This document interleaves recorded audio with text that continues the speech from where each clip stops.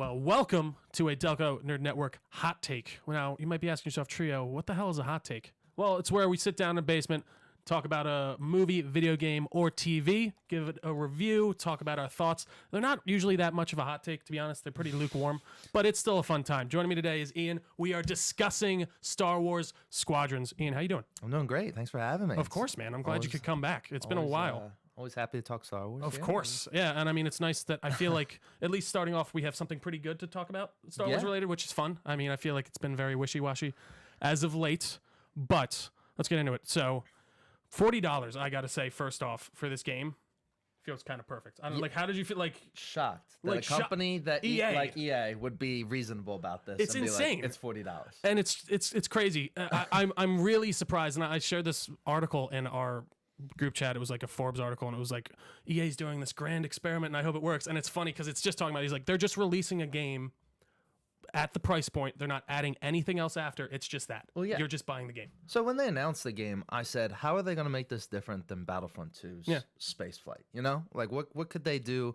I mean, think about it. There's been how many spaceship Star Wars games, fighter games do we have? How can you make this any different, you know, besides a campaign or something? Of course. But as far as the gameplay, how can they make it different? Yeah, mechanic-wise. And I think gameplay-wise for, you know, piloting a starfighter is the most in-depth of any Star Wars game I've ever played. It's so much fun. I've never, like, when they're in the movies and they're like, divert the power to rear shields, you can do that. And like, it's amazing. It really is. You have to do that. No, for sure. Like, and it really does. The game makes you think on your feet a lot, which I really enjoy. And it makes you there's a lot of moving parts, and there's a lot of things to go into when you're in the starship, when it comes to your systems, and depending on which starship you're even in, which is really cool. No, but I agree. I swear to God, they were listening to our group chats when I was like, guys, can they just give me a Battlefront like starfighter game, just really hammer home the mechanics and give us like what was the old one, Rogue Squadron, stuff like that? Yeah, Rogue Squadron. Like give us that. And then they did it. And they gave it to us for $40. Yeah, great. Still great blows my mind. Yeah. I really can't get over it. Campaign-wise, what did you think? I thought it was solid. Yeah. Nothing crazy to write home about. I literally was about to say the same thing. It's cool, tiny little tidbit Easter eggs here and there throughout the campaign. It is nice to see that EA, since they've taken over Star Wars, start to build this world that's all connected. Now, I'm not saying the games are all directly connected, but there's a little thing from this. From that one, you see this character. From Fallen Order, things from Fallen Order came into Squadrons. Things from, you're like, okay, they're really, using all their lore and putting it together. Yeah.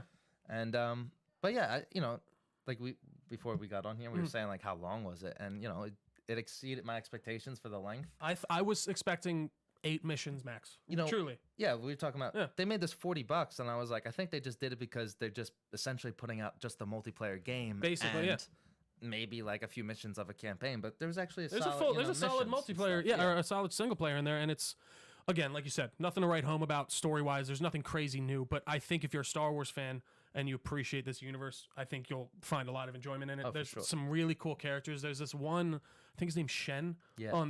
I really like how the campaign is set up, how you're playing as these two rivaling squadrons, like on Imperial and New Republic side. This is set after Episode 6. Yeah. So you're kind of in the midst of the Empire kind of falling and like all these extra battles happening. And one thing Gooch asked me, he's like, what are the locations? And I was like, and it was cool because I was like, well, nothing you'd know. Like they went to all new. Like I don't remember. Like, is there one? Yavin 4 was cool that's to right. see I for forgot. a little bit, but nothing. And some planets that we've heard people talk about, but we've never seen them. Like exactly like Mon Cala. Yep.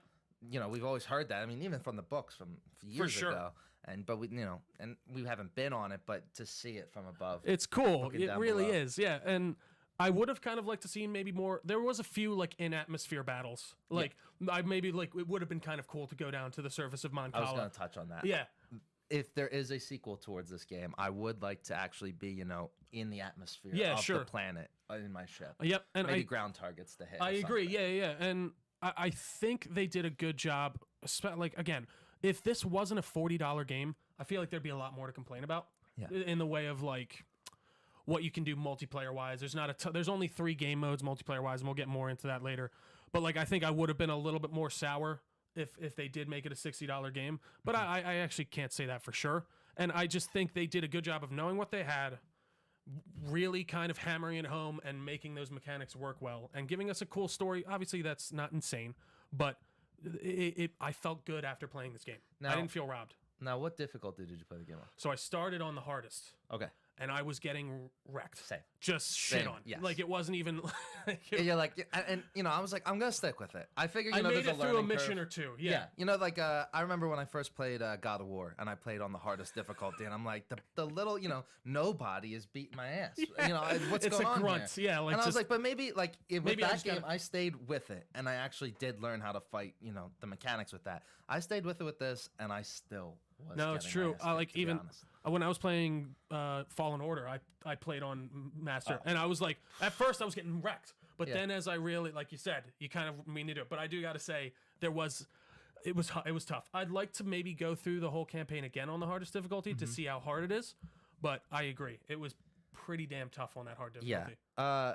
By about the second or third mission, I was still surviving. I had gotten there, but I said, I am really just surviving and telling my teammates to take out the targets, and maybe I take out a starfighter every once in a while. Yeah. And I was like, this isn't fun. This isn't what the game was meant for. I want to shoot and, just a little bit of a challenge. And you still get that. You still get a TIE fighter on your tail or something. Of course. And I think the kind of issue there, the one thing I like / think they maybe could have done a little bit quicker was how they introduce you to all the starfighter mechanics throughout the game. So I think those first 3 missions, like, you don't even know that you can divert your shield power and stuff like that. Yeah. So, like, there are things that I don't know that I can do, so I'm just getting wrecked. So I feel like if I did go back through that campaign knowing how every starship works, I think that would be a lot more fun. For sure. I mean, it's like mission 6, you find out you have a boost as well as your max engine. For sure. Like, what's going on here, guys? I can drift and stuff. And I was like, okay, well, that would have been nice to know. Especially in those earlier battles. But there is a lot of mechanics to your ship, so I get them not wanting to overwhelm you. It's true. I don't know how they could have done it better. So I got to give it to them. Like, so each starship has their own set of things for the most part. I mean, I will say, like, they're pretty similar when it comes to, like, your X-Wing and your TIE Fighter, and then, like, your Interceptor and your A-Wing. For sure, they match up a bit. But, like, main difference I've noticed, obviously, is the shields versus no shields. It's huge. It is a huge deal. And I don't know. Like, I kind of like that they gave him that difference, but maybe I would have liked to seen a shield option on the TIE Fighter. But I do find that it's balanced enough to where it wasn't annoying me, especially in multiplayer. Here's the thing, and I think they even touch on it in the films and, cartoons and things like that, is, the TIE Fighter never had shields, and it never could shoot any type of torpedoes or anything. Yeah. It was lasers only. It was only, So they add the torpedo because they have to add that to balance out gameplay. Exactly. But they're not going to add the shields. And then, listen, they got to draw the line somewhere. Sure. But it was just like, when we played Battlefront 2, I said, maybe make, the lasers stronger on the TIE Fighter than the X-Wing so that I can take out the shields faster than they do damage to me. And I think, so you kind of can do that. So one thing I thought was pretty cool about the TIE Fighters, one major difference is you can boost either your shields or your weapons.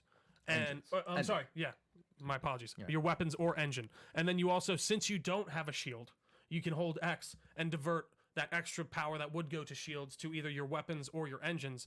And I do think that does make a difference and kind of does balance out what you're saying. Mm-hmm. But again, that is another thing. You got to be like, all right, I got to switch all my power to my weapons. And then I got to make sure my auxiliary power is also switched to my weapons. And then you got to also stay on target. They definitely don't aim assist you as much in this, which I kind of like. Yeah. It really makes you be on it. They even mentioned, shoot ahead of them. Like in the first mission or something, shoot ahead of your targets. Them. I used to play a game, Combat Flight Simulator. Mm-hmm. Used to play with like World War II planes and stuff like that. And that was very in-depth. Like I got my throttle here, flaps, everything, my landing gear. It reminded me of that because you had the lead, lead your targets. And stuff. I mean, in most shooter games like this, you have to. But it was cool to... You feel like a pilot. Yeah. You really do. Like, you feel like you are a starfighter pilot in Star Wars, and it's amazing. It really is. And I wanted maybe a few more, like, I don't even know how to describe it. Like how close to the end mission when you're kind of flying and you got to weave through that asteroid field. Yeah. Like, I would have kind of maybe liked to seen more kind of, like, trick flying missions or sections. But besides that, I really think the campaign did a really good job of introducing you to all these mechanics, giving you some cool characters to hang out with along the way. I maybe would have liked it if they just gave your character a name instead of making you create him. So I think it's just an EA thing, not just a Star Wars. I think you're right. Of just, how come my main character never talks or anything? And the way they kind of like, they'll like just, people will just have a conversation phone and be like, not now. And it's like, wait, hold on. This is a one-way conversation. I'm going to talk for about 3 minutes and then you're not going to say anything. And then acknowledge you at the end just so you are acknowledged in some way. Yeah, no, I thought that was kind of weird. And then, but they do you're alled to pick a voice. Yeah, for which your only character. says like kind of a few things. I don't know you stuff. anything, or like things like that, little phrases, blurbs here and there. But yeah, like we said about the campaign, it's nothing to write home about, but it just got the gameplay mechanics and it feels like Star Wars. Yeah, and that's what I appreciate. And the next thing I would love to do, I don't personally own VR, but playing this in VR has to be amazing. It has to be unreal. crazy. Looking around the cockpit and just everything. like having that extra idea of being able to just move your head independently it's a from huge your advantage. It's insane. Yeah, it's you'd crazy. Be like, oh, the guy's coming he's to my coming. left. All right, I got it. Yeah, and you can actually free look, which I thought was cool, but I never really use that because you have to click the thing and then you have to remember to click back.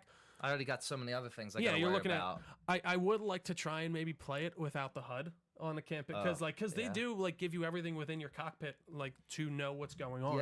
Yeah. And that's just another testament to. I feel like the people who made this game really cared. Like and that's kind of surprises me coming from an EA produced game, and I gotta give it to them. They won back some goodwill with me for this game, and after Fallen Order especially. But I guess let's get into the multiplayer a little bit. Yeah, there's 3 game modes, really only 2. There's dogfight and fleet battle, right? So I thought those were pretty cool in the way of how you actually have to focus on specific points in the ship. Yeah, and you really kind of have to be aware. And I think this game would be amazing if you had like a full squadron where you could really kind of everybody. Yeah. Like you're like, guys, I'm going in bomber. I need 2 people to protect me as I'm going in for my bombing run. Yeah, and keep people. Yeah, like it could get very tactical. Like that. Yeah, for sure. They even say like they have tips in the loading screens and stuff, and it says it's more fun to play with friends. Yeah, and you're like, it definitely has to be like with the whole squadron. If you know everybody, it has to be. It has to be amazing, and I guess that's like any kind of tactical game. Even like when you play in COD, what was the game mode where it was only like 4 people? And if you die, you die. I can't remember. Halo has a mode like that as well. Search and destroy. That's search and destroy. No, there was a team tactical. Was that it? That was just 4v4. Yeah. Okay. But I think they did a really cool thing. I like all the maps. I feel like some of there was more like empty space going on in some of them, which I didn't like. I like it more when it's kind of a little bit more busy going on. You can kind of weave in and out of things. You have somewhat of some cover. But I thought, what did you think about like the ship attacks and stuff like that, and just the way that fleet versus AI worked, or fleet versus fleet battles? So before I even jumped online, I don't know. They seem to really like emphasis like if you haven't put like train or do the campaign. Do the campaign or go to this training session. I even beat the campaign, then I did the training session just in case or whatever. Sure. But you can which is pretty cool. You can make your own mock fight up. And so I just said, I'm going 1v1 with the Star Destroyer right now. I want to see like taking it on. See what happens. Yeah. Oh, I didn't even know you could do that. That's really cool. Oh, and I mean, it's as hard as you think it is. I bet because they're only targeting you, so you got to, you're trying to weave in and out. Yeah, they just got 80,000 cannons on their hull. Yeah. And like, oh man, that's cool. It's pretty cool. So I tried out with that, and then I finally got into the gameplay.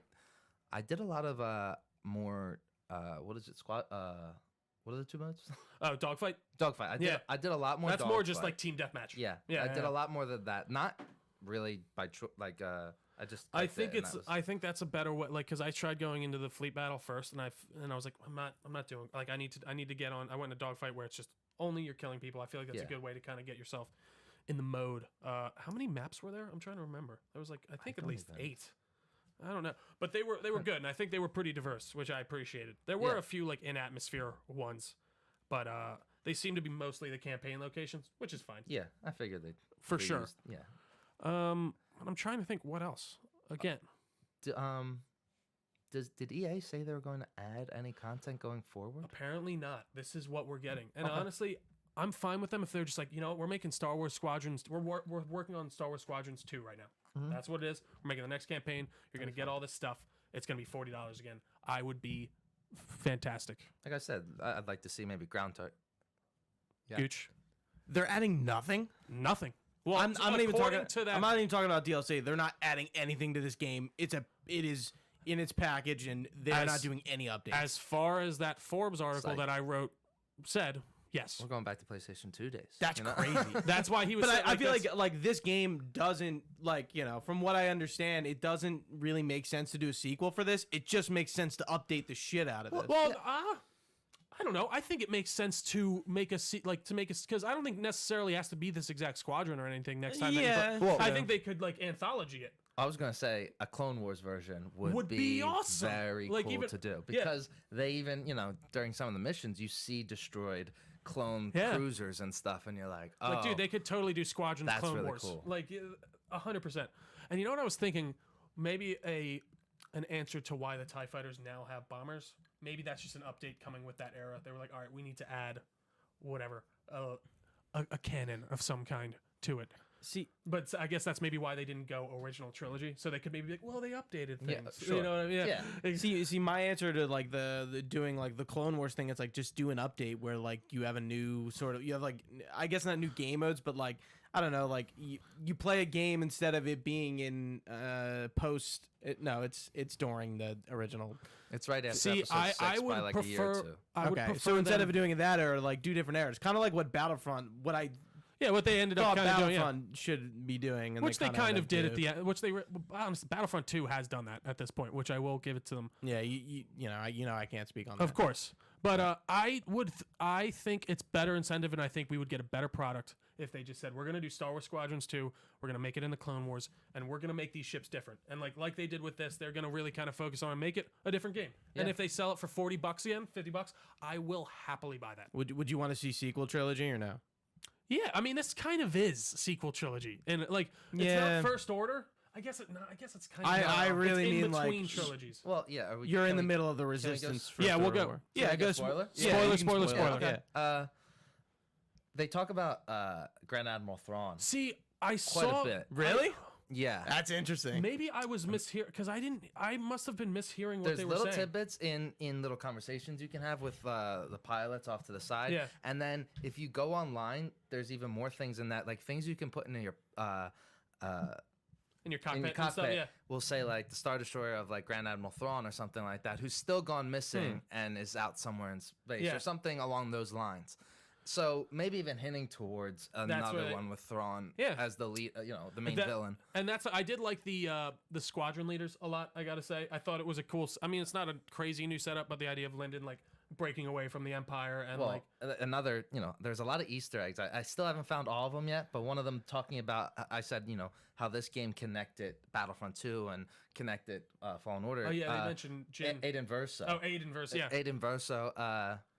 Versio, yeah. whatever, along those lines. They mentioned her being a traitor and switching. Yeah. What was the Fallen Order Easter egg? Fallen Order, little things like in the first mission, Cal works on those cutter machines and stuff, trying to take apart. They're in this campaign. They're building the rebels are building a ship called the Starhawk out of destroyed Star Destroyers, and they're using the cutters that you see is this new or is this? Oh, that's new. Yeah, you It's never. new. No. Yeah. And where it's being built is where it's being built, or the first mission is above the first planet you're on at the beginning of Fallen Order. Takes place right above it. Right. Okay. That And makes that a lot was of, made that's for where I the thought you were game getting too. to. So it's nice to see the games connected a little bit. There's not That's directly it's connected, not, but there's some little tidbits in but there, the lore's coming together a bit. which is nice because obviously we haven't gotten much in the way of that from EA. Yeah. I mean, even with the movies, man. No, I know, but that's so. My favorite. I saw this one meme. It was hilarious. It was Maz Kanata. She's like, "That's a great question for another time," and it was just all these questions that they proposed in the thing. I'm like, it sucks you weren't on the Rise of Skywalker review or that other podcast, but I'm not even sure how at length we talked about Rise of Skywalker. Maybe it's just been so long, I forget. Yeah. But I think we kind of that movie is just not a bunch of inconsistencies, but adds Safe. so much what can a fucking Jedi, a light side Jedi person do? Well, it makes these weird jumps in the way of again, just completely breaking off from the movie before, which I get it. People didn't like. And even That's that fine, but, inconsistency we were talking about the TIE fighter, right? Yeah, where. But again, I think didn't know that's- that at all. Yeah, honestly, I wouldn't have known that either. So I used to. I mean, I still have them now. Yeah. Right. They used before Disney took over. I have the books, and it's It's they're that big large book books of all the ships. encyclopedia Yeah. of the ships. Yeah. And it Like, breaks down what's inside. them. explicitly And, talks about, this- like, you know, yeah. here's the Falcon, here's the sleeping quarters, here's whatever. On Here's the ion TIE engine, fighter, whatever, yeah. the whole back behind the pilot is engine and all these different mechanics and stuff like that. If you do free look in a TIE fighter in this game, it's just an open sphere. Yeah. There's nothing behind you. Yeah. And you're like, well, then where's the engine? We're Yeah. getting real nerdy technical. Yeah, here. of Right, course. right. I mean, this is the Where's point. that goddamn twin ion engine? God damn it. Yeah, I'm like, where are the things in here? Again, I really think the reason that they made it this point in time was so they could be like, well, no, this is all these are the new TIE fighters. Well, that's what they did Yeah. in the Last Jedi Yeah. is Finn. The newer TIE fighters that the First Order use have a tail gunner, Right. and they're both sitting in one TIE fighter pilot Yeah. sphere. Sphere, yeah. Like so, yeah. Sure, they keep adding Yeah. things to be able to have the Sure. wiggle room and Yeah. No, make again, what I they will give want. it because that's technical stuff I would not have even known and or like even thought about. Like, because it was cool to get in these ships and to really like see what when someone like practically how you could make this ship work. And of course, it's dumbed down. This isn't as technical as you could probably get. Oh yeah. Because obviously, if you go too deep, you lose everyone, and it's like this isn't even fun. I'm getting a headache, a migraine from looking at all these controls. Sometimes talking to your like co-pilots, especially the rebels, I like some of the things I'd say and kind of put you to sleep a little bit. You're just For like sure. you're just like this is not Skip. important or Skip. yeah, this is not Skip. making Yeah. the story go any further. But I'm looking just like at the thing on their chest or whatever that the rebels have, and you're like, it looks like some type of 70s sci-fi. Oh, like, 100%, yeah. And to this day, we're still like, oh yeah, that's the like what's it called Well, button on does his like, yeah. and you just like And it's just like distracted while he's it's talking. connected from like a tube to your suit for some reason, and you don't know what it does. Nope, it just There's like a lot of it looks cool, and you know what my favorite there was a fan theory or a fan theory that I see online. It's kind of a joke one, but it's that no one in Star Wars can read. Because all of there's just symbols all over everything, and it's just all you just do it by color. Like you're just looking, it's like that's the green button, that's start. Somehow everybody knows Like, how to just speak knows- droid too. Exactly. That just makes sounds. I mean, they got rid of that scene in Revenge of the Sith where Anakin speaks droid. Did you ever see that? He's like no, and he like goes like it sounds like R2. Oh, R, boy. that's down, and he goes it's up, and then like it's a you good have move to to- cut that. you have to look that up. But Oh god. yeah, I guess I'm trying to think of anything else. Characters wise, again, that's Shen. So I really liked Shen on the Empire. I thought he was interesting. He was like this soldier that basically, or the starfighter pilot that just went down like 5 times and he just keeps getting put back together with cybernetics. Am I and shit like mistaken, that. or did he survive the Battle of Endor as well? I think he did say that he did. Yeah, He was because that part was of like that as well. I thought that was like I think that's the first time like he got injured. He says or maybe he didn't. They keep mentioning Endor though throughout. They're Oh, like yeah. we can't let this happen. Like since Endor, and like it's interesting to see kind of the fallout of Palpatine dying. Yeah. And like how like they're like everyone's just doing whatever the fuck they want now because they're like, well, the Emperor's gone. He was the only one that was above us. And the rebels are really putting it in the Empire's face. They're saying it in when comms are open back and forth. They're just like, you're gonna fall just like your Emperor. yeah, did." your Emperor And- just died. You piece of shit. You yeah, will too. Who's going to stop us from retaking our planets these planets back? You can't stop us anymore. And it just showed like that is, and it's interesting because the one girl's soul keeps going on and on about how they needed a Senate, and she didn't get why this is why we needed the Senate just in case the Emperor ever did die, or whatever. And it still blows my mind that he was just able to be like yeah, we're just gonna do an empire. Yeah, Like that was This it. is Like everyone's like yes, Yeah. let's do it. That's fine. You get all the power. Yeah. But I did think that was cool to see. Yeah. But again, not a very unexplored time in Yeah, Star no. Wars. The So EA really seems to want to hammer home that time well, period. too. honestly, I think it's just Disney. Like, I do think they just want to, for some reason, No. really fill out all that. because they made these last 3 movies. Yeah. They want to have a more solid connection to these, Again, 4, 5, and 6. how did Palpatine come back? Read the comic. Yeah. Like, that's like, we're not going to tell you that here. Buy our stuff. Are you nuts? Like, that Yeah. It's, yeah, I don't know. But for these problems, I thought they've done a good job with this game. I really, truly, like, I was blown away. and it, it's worth $40. And am I going to play it every week? No. No, But but when it's- I want to come back and play a Star Wars fighter game, It's this is right what I'm there. coming back to. When I was a kid, I always went back to Star Wars Rogue Squadron. Easy. And this is that times 10. And I truly don't think it's so complicated that if you do stop playing it for a while and then hop back into it, you'll be able to pick it up pretty easily. Especially because I think that if you play the campaign, it does a very good job of giving you all those mechanics in a way that makes sense. Even the mock training session, like I was talking That's about, so where true. you can Yeah, bring in fighters, you can bring in this ship, you can have this ship attack you. It's a ton of fun. And again, I got to give them credit for really kind of making each, like, of course, there's things that go over each ship, like when it comes to the Rebels and the Empire as in systems and like things they can do. But I do like how the bombers act significantly different. Than, bit slower. They have all these different attachments or whatever and loadouts. I thought the loadouts weren't too complicated. I thought it was fun how you could. I don't think I personally, for me, ever mastered which each one was. Sometimes, I mean, maybe by the end I knew what they all were, but sometimes I'd have to read through. No, for sure. What's this engine do again? Yeah, it's like, okay, it gives me more maneuverability. And I think they do a good job of kind of like shortening it up in the bottom right corner. They're like, all right, maneuverability plus 30% and acceleration down 20 or whatever. But again, they did a fantastic job, and I want to see more stuff like this. Like, it's giving me hope that we saw Jedi Fallen Order and then this. Yeah, because those are two very solid games. I know people have their gripes with Fallen Order and such, but I still think that's a pretty great Star Wars story and a fun game to play. Yeah, and even I'd say the same about Squadrons. If you are a Star Wars fan, even if you're a little begrudged right now, I think this is a fun time, and I think this is kind of the Star Wars you're looking for. I don't know. For sure. And maybe even in a year's time, it comes down to $20, $15. I mean, honestly, guaranteed pickup. Gotta easy. Get it. And it was cool. They released a bunch of stats. Like, it seems like it's doing well, and it's getting reviewed awesome. So I'm very happy for the team that made this. They seem to care very much about Star Wars, and you can see it in what they crafted.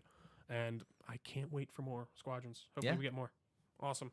Well, agreed. Anything else, Ian? No, I think that's it. I think we covered it. Fantastic. Well, thank you all for watching us live on twitch.tv/Delco Nerd Network. We very much appreciate it. You can find this podcast on all your favorite services, YouTube, Spotify, iTunes. Just give it a look-see. We're on all your socials at Delco Nerds. You can find all this info at our website, www.delconerdnetwork.com. For Ian, I've been Trio. Thanks for watching, guys. Stay nerdy, and we will see you next time.